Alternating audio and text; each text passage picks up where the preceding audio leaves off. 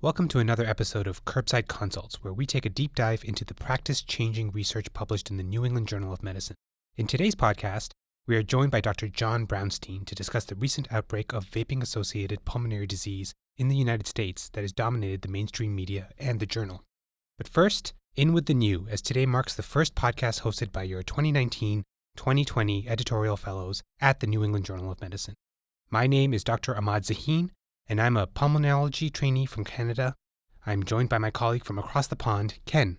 Hello, I'm Dr. Ken Wu, and I'm a paediatric trainee from the UK. And might I add, with the dulcet British tones just made for podcasting. Thank you very much. Is that just a nicer way of saying I have a face for radio? Let's move on. We are missing our third musketeer, Dr. Krista Nottage. She's a general surgeon from the Bahamas and is currently in San Francisco at the American College of Surgeons Clinical Congress. You'll hear more from her and her exciting adventures in about 2 weeks.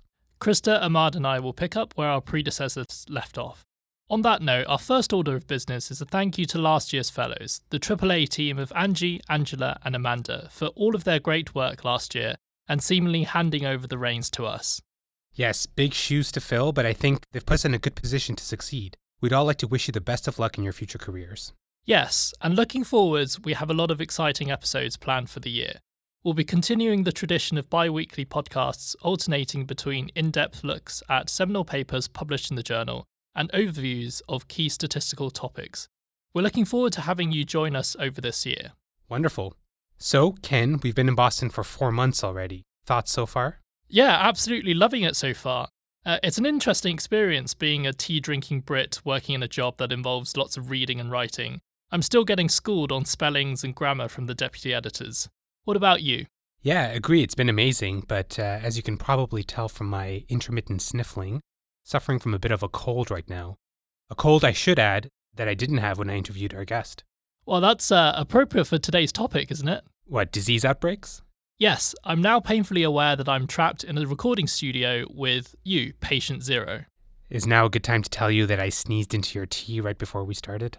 Excellent. Well, before I do anything else to Ken's tea, perhaps we should move on to today's guest, Dr. John Brownstein, who joins us to explain how he uses real-time digital surveillance as a means for monitoring disease outbreaks, including the vaping-associated lung illness that is now currently affecting the United States. So without further delay, today's show.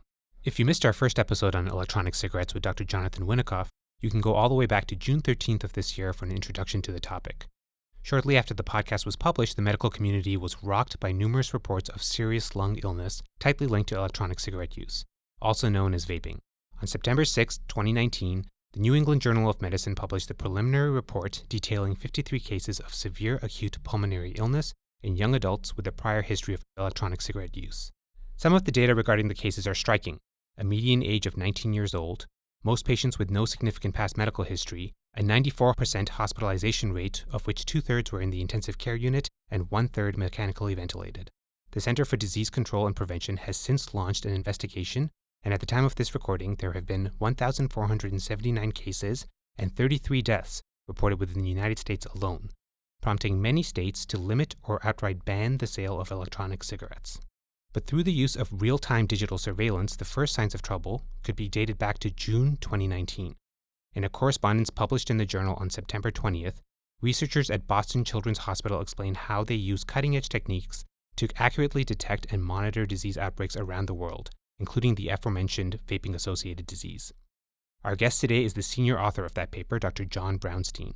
Dr. Brownstein is an epidemiologist, chief innovation officer at Boston Children's Hospital, professor at Harvard Medical School, and, most importantly, a fellow displaced Canadian. Dr. Brownstein, welcome to the podcast, eh? Well, it's great to be here, eh? By way of introduction, can you tell us what it is your group does? What is real-time digital surveillance? So about 10 years ago, and if actually slightly more than that, we've been looking at the idea that there was a huge amount of data that existed on the web, whether it's in social media, local news sites, blogs, chat rooms. It's a lot of disparate data, but when you started to look at that information in detail, you recognize that you could pick up signals of emerging threats, could be infectious disease or chronic, that you couldn't sort of pick up from other sources. We all know that there's a real challenge in public health in collecting data about cases, and that information can be slow to move up the channels from local public health to CDC to eventually organizations like the WHO. But what we recognize, and this actually started even during SARS, where there was communications happening about cases very early on that were taking place in chat rooms. And even though that data was unstructured and sort of all over the place, if you could create tools to organize that content and derive important signals, you could begin to understand the world in a completely different way and essentially start to provide public health with a whole new data source that could arm them with the ability to respond much more rapidly. And it seems to be effective. The first patient cases that we know of were being admitted to hospital in early July. Your algorithm picked up cases as early as July 25th. But with such a deep well of information, how do you filter out real data from background noise? This has always been a challenge, right? So the idea that we're picking up information online means that you're going to have a huge amount of noise. And so it really depends on a few things. One, developing good keywords and better taxonomies to understand what people are saying online. Having an ability to filter out noise and terms that really are not related to cases of actually what we're looking at in this case, which is vape-related illness. The ability to classify the reputation of a source as well is really important. So you might take a New York Times article with a different level of validity than a personal account on Twitter. And what you're looking for is corroboration from multiple sources and the ability to organize all that content to provide you the sort of the best possible information. Now, realistically, there's still going to be sort of an issue with picking up false information, of course. And so we have a whole team of people on our end that are looking at this information and effectively curating the information that's coming in through these data mining sources. And what has digital surveillance told us about the epidemiology of vaping-associated lung disease? Right. So there's a couple things. One, the data that we collected, it mirrors what CDC eventually is reporting. And that's great because we want to make sure that we're collecting a data set that reflects reality. It's just that because we are mining from all sorts of sources, and that could be through personal accounts, or it could be through local news media, or even through local public health that was reporting cases, and you start to organize that content, you can build an epidemic curve. But you can do that in real time. And yes, it takes CDC a long while to organize that content and pull it together and eventually release it. In this case, we were able to pull that information and actually publish it pretty quickly. So it's an early identification of a problem through the organization of data. But secondly, we can start to trace the origins of this event. So if you think about it, a lot of the cases resulted from sort of at-home fabrication of devices or counterfeit pods.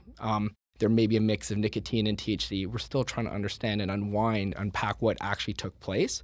But what we can see is sort of an increase in discussion around these counterfeit pods that are happening online. So we recently started looking at comments on YouTube and looking at videos of posting of people that were actually creating and manufacturing these pods and selling them and explaining to other people how to make them. You can see the increase in these videos, increase in the comments around these videos. That tells us very early on that something was taking place. And in fact, the public might have known it was going on well before even public health did.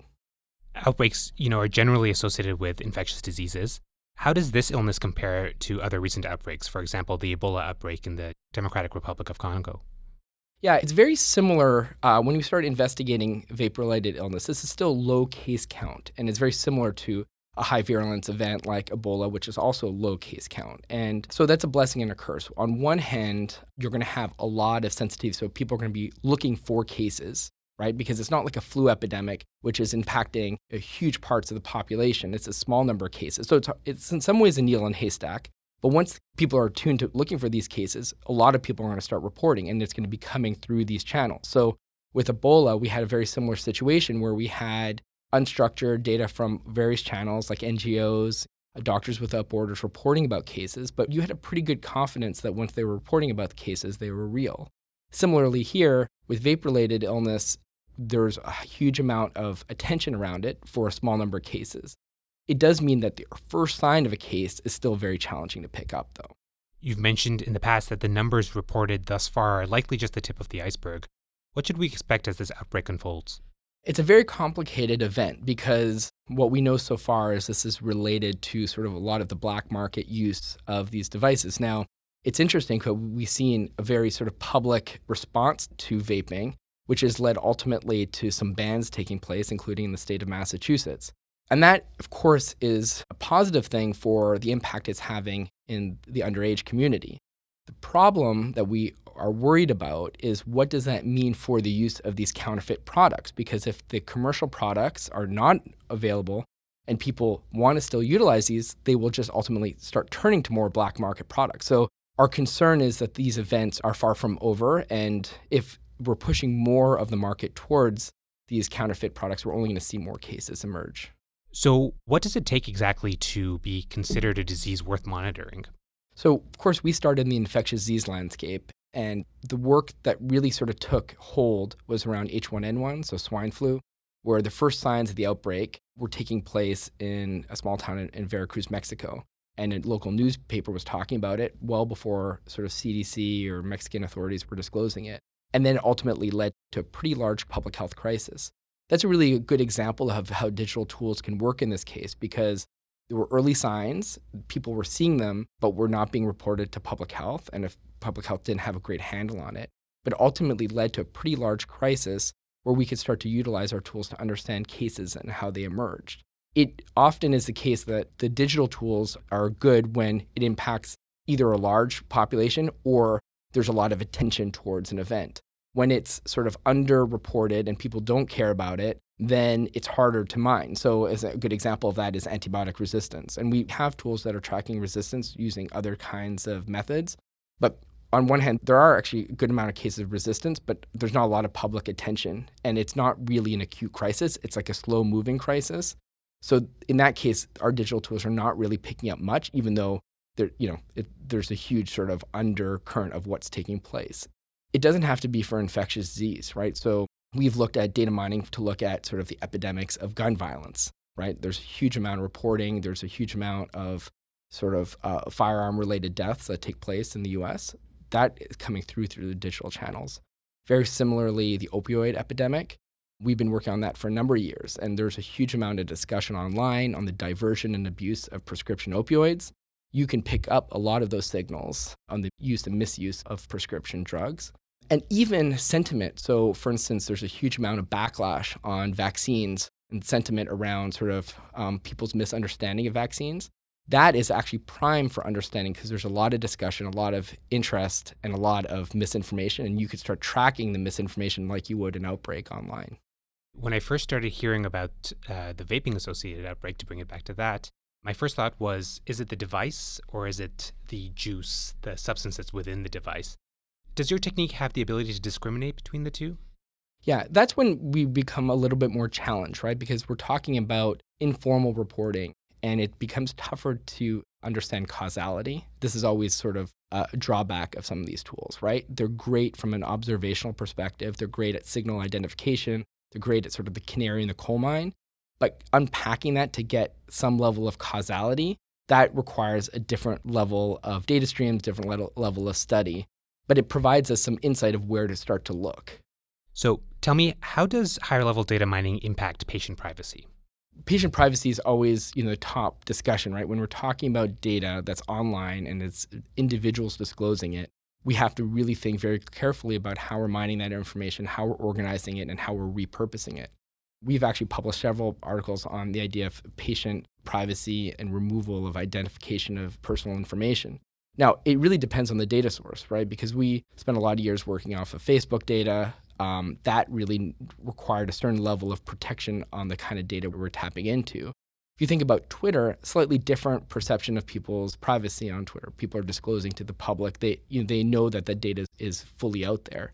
And then you go even deeper when we're mining, say, Google search query data. Now, that becomes a real concern because people didn't even know that they had their data set were being used for any purpose, even if it's a positive purpose for social good, which is understanding impacts of public health. And so we spend a lot of time focused on data aggregation and de-identification of information. And so when we publish this, there's no ability to trace back to any individual reporting. Do you have a vision for where you see digital surveillance in the near future? So a lot of our work over time has sort of changed from sort of passive data collection to active. So a lot of the work we've talked about in this piece is focused on this idea that we're mining the discussions that are happening, whether that's on social media or in comments on YouTube. And that gives us a large-scale understanding of what's happening. The problem is we're still trying to infer sort of what's happening through sort of data that wasn't collected for the purpose of public health surveillance. What we're doing now, and we've spent a lot of years doing this, is more active data collection. So there are opportunities to build better crowdsourcing tools that engage a large population that helps us get much more granular and potentially uncover some of these causality issues. So for instance, we run a project called Flu Near You, which is all about active crowdsourcing. People tell us their symptoms on a weekly basis, tell us whether they have gotten the vaccine, and we can quickly understand the unfolding flu epidemic every year. We can understand vaccine efficacy very quickly. We can understand impacts on demographics. That data is much richer than what we could extract from, say, Google search data. And that's what we're actually doing with vaping. So we're actually launching a UVape project, which is essentially going to have people self-identification of the use of these products and any issues that they've experienced, from very minor issues in breathing all the way to more severe events. And what we'll hope is that through a level of engagement that we'll get some more granular data and be able to sort of unpack these events in a way that we weren't through sort of the more passive data tools. Okay, so we look forward to seeing what the future holds in terms of this outbreak and what you have to say about it. Dr. Brownstein, thank you for joining us today.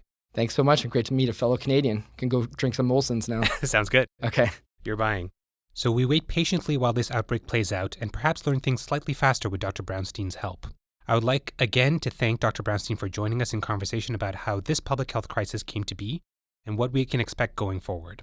Dr. Brownstein's Twitter handle is @JohnBrownstein. For more information about vaping-associated lung disease, go to nejm.org/vaping. Our production team here at NEJM Resident 360 includes Karen Buckley, Kyle Simmons, Mike Tomasis, Tim Vining, Scott Williams, and Kathy Stern. Special thanks also to our NEJM education editor, Dr. Opi Hamvik. If you have any feedback, questions, or suggestions for future podcast topics, please email us at resident360@nejm.org. Remember to subscribe to the NEJM social media sites, including Twitter, Instagram, and Facebook via nejm.org pages. On behalf of the New England Journal of Medicine, this is Dr. Ahmad Zaheen signing off.